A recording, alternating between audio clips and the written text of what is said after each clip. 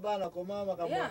Mobile lobby andimite. Koma bana ya moyibi baza kokota na kata fa. Mobile lobby mwasi yango akoma soki na simbe kaka police fire na ndako. Bon, to conclure yango kaka ke péché za koleka na ndako na ya désobéissance et puis possibilité pe zalika adultère parce que oza koloba ete mwasi pe mobile aza ko soupçonner que bana baza ko bota na ndako peut-être makila na ete, n'est-ce pas? Donc il y a un péché. Alors péché solution moko to lobela ki yango mutu soki kana na péché conseil no ko pesa ye a changer bandela na ye solution péché za ka moko muso za ko sala péché ko pesa conseil moko te sino ki a changer banzela na ye mama o ifazo conseil ya ba paroissial conseil ba pasteur que abima na misala oyo ya ba péché frère ngana moni ba conseil ko simba ponga na moni eza problème ya cerveau ezoleka wana c'est ouais problème comme un problème à cerveau bien merci ya solo na seki mena seki yote na seki pe ka molobite ba tumi mpe bazali ko sala erreur aza a comme très dangereux même bana même tam susu bana baso kende classe te elle s'en fout oso comprendre bana tam susu baso ba école ezo benga bana baso kende classe te alobi on appelle ça conseil ta problème ozo sala tala na bana oh je m'en fous bana bango basana vina bango. Yo maman que nous l'avons biloko eza normal te. Merci tikana répondre na makambo likamoko na uto koma awa eyeli ngai o uti koloba problème ya cerveau. Il y a deux possibilités zali awa numéro 1 pour ko résoudre kime ezonga na libota o ya liboso photo analyser libala olobi na ngani chakeza officiel babala na penza. Elingo ba ke divorce ko iko sale mateto ko ipe okabola bango te. Ça c'est impossible, il faut ko travailler na solution. Alors solution eza ko ya boy mama anilandanga malamu.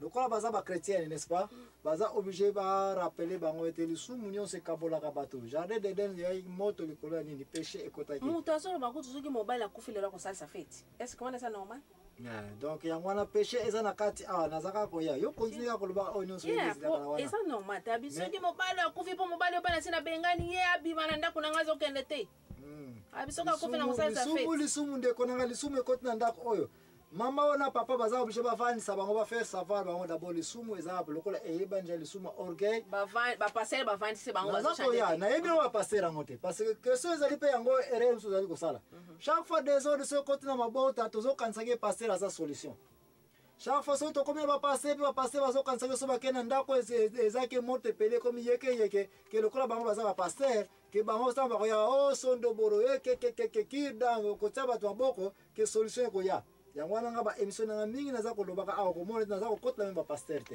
parce que baza pe ko kende très mal sino ko mwanga pe mabala bato libala bona tango ye makama pasteur eza nanu te so ipe pasteur ye problème ezalité mais question ezala ya ko zwa solution chrétienne solution ya nzambe ya Jésus solution ya Jésus te bato soki ba yebi ba simba ka biblia yo muto yeko résoudre problème oyo peu importe zali nani ba parents kutunanu pete ya bana oyo ba parents ba mingi baza ba parents suki pembe na mutu mabandi yango ezaka juste pona moi kaka ya mwana bakona mabandi mayele ezate na kati ya mababa te mobile azo ko suspecter que la chaque fois que mobile mwasi nazo solana camarade moko ba sepla na ete wana kitetia mwasi ye suspire orgueil to lobela jango déjà to za ko analyser ka oyo ba makambo ebele ko landa na libala oyo parce que to baza déjà na circuit ya ko boyokanite péché naza kolobela awa il faut qu'on détecte péché ngeza awa tant péché ngo emoneke za orgueil possibilité adultère ezali premier conseil un pasteur to mutu sa ina ndako yako yako pesa conseil ba parents ebele encore il faut ko za suka pembe na mutu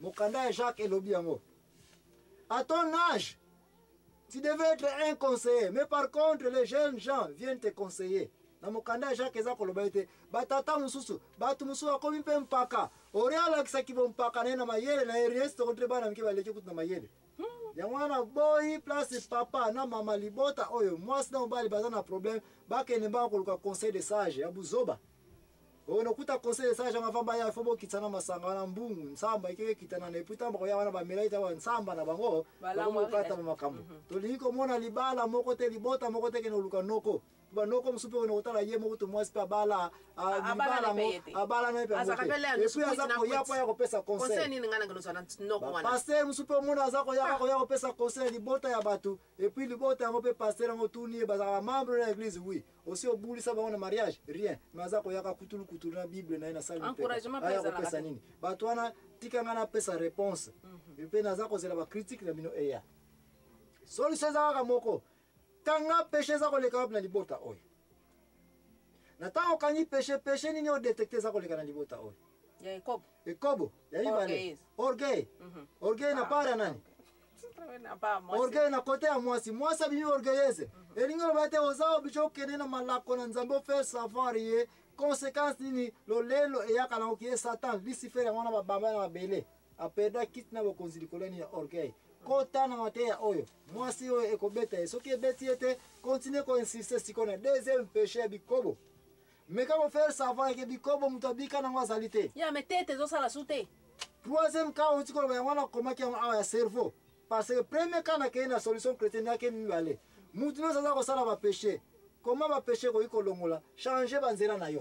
Oni question za leo zo ko pesa solution ndi bota oyo, n'est-ce pas? Solution ezali kaka moko. Masumu emonani. To benya ngona kombo na yango, to pesa yango conseil. Mutu mwasi oyo za ko pointer. Il faut abima na nzela oyo ya nini? Ya masumu oyo no bala orgueil na nini? Na bikobo. Soka bimi automatiquement kimia na ndako ezongi nango. Parce que yango mzako déranger ndako oyo. Ba pasteur ba ko iko ya na mai ou onction. Ba ko iko ya ko tsa mai lusakumu na mbeto wana mbeto ko komi muye ke batu ba parents bazo ko sulala sote likolo ya mai lusakumu ya tono bazo ko supla na mbeto libala wana. Zero. Conseil mo kaka. Oyo bakanga akangami na masumu oyo abima. Soki mutu akoyiko bima asai nini? Ndako kimia automatiquement ezongi nango. Conseil mso ezate na libota ya boye. Deuxième conseil zako ya awa ya cerveau. Cerveau yako mona te batu mingi tozali kosala erreur. Soko moni mwana na ndako. Soko moni mobali na ndako. Soko moni mwasi na ndako. Soko moni mutu na société. Akomi un peu kosala ba makambo ezali ke eza normal te mais akomi ko sepela na yango. Eza premier signe po yebake péché ou pas péché mutu oyo akomi na problème na cerveau. Likamba cerveau sekela ki yango benga na seka kite. Na seka kite parce que c'est vrai. Batu bazali lokola zwa soso, hein? Tokolia soso wana soso wanza kotambula. Bo sali ja planke tokolia soso wana, hein?